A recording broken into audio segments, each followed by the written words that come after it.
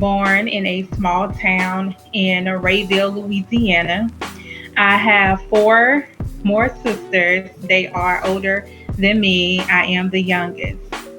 I grew up in a home where I watched my father abuse my mother. It was really hard for me. I didn't understand actually what was going on when I witnessed the abuse. I didn't really have a childhood because it was so much dysfunction in the house, coming home from school, no one at the house.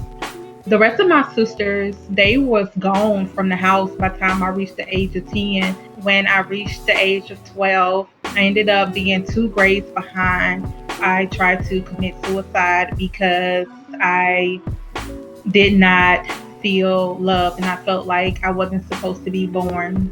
I think my mother did the best that she could being in the situation that she was in.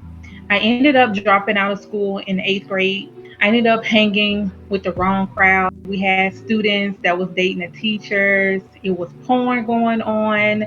It was smoking going on. And so basically, I just fell into that trap. I really didn't know my life and where it was headed at that age. I really didn't have any guidance. So rather than a lot of people just encouraging me to do more, I didn't get that.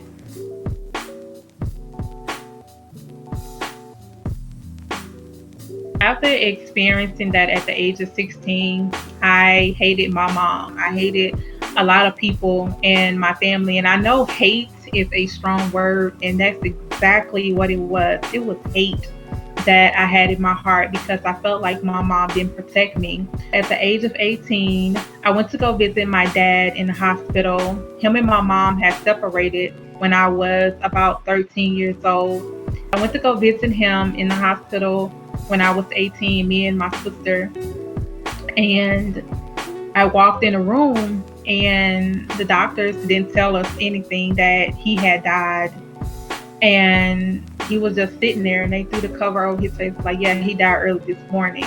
So I ended up moving to Richmond, Virginia to better my life, try to go to school, try to get a job, do something better with my life. My mom took me to the bus stop. All I had was not even a suitcase. I just had a bag with probably three or four pieces in it. And I headed on to Richmond, Virginia to stay with my sisters. Now, knowing that when I got there, the things that I would experience with them, it ended up obtaining my GED at the age of 23. I ended up getting my license, learning how to drive. I got a car. I felt like my life may have been getting a little better, but I ended up experiencing hatred from my sister.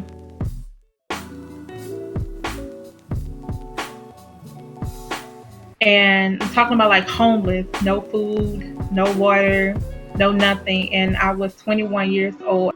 I ended up getting into a car accident in 2010. I was in Richmond and some guy was coming 60 in a 35 and hit me head on. After that, I experienced a lot of trauma. I couldn't work. I couldn't work anymore. I could barely walk or talk for like a whole year. There was a lot of things in my body that I was experiencing. But I'm here today, and I really truly thank God for sparing my life. At the age of 25, after the car accident, I ended up having my son, and he has been the best thing that has happened to me in my life. By the time I was 26, I had got married to a man that I didn't even know. Within 2 months, I married him. Didn't even know him. He didn't know me, and married him. And I was divorced within a year. And I ended up getting married again at the age of 32. And I knew the Lord told me not to marry this man. I knew it. I knew it. And it was such a disobedient. I was disobedient. And that was the price that I paid in that marriage. With all the cheating, and I was married to an alcoholic, and I experienced a lot. But I felt like God just took me through all of that so that I can be a blessing to other women of everything that I've been through, the toxic relationships, the dysfunction, home, all of that. So today I'm in a place where of peace. And I just really thank God for my business. I own 5 businesses. I have my own ministry now. And there was a lot that I learned in both of the marriages. And I counsel women. And I'm just so thankful that God just brought me out of everything that I was going through because I had a reason to commit suicide. I had a reason to take my life. I had a reason to just give up on life. But God was my reason to live. So I had everything to live for.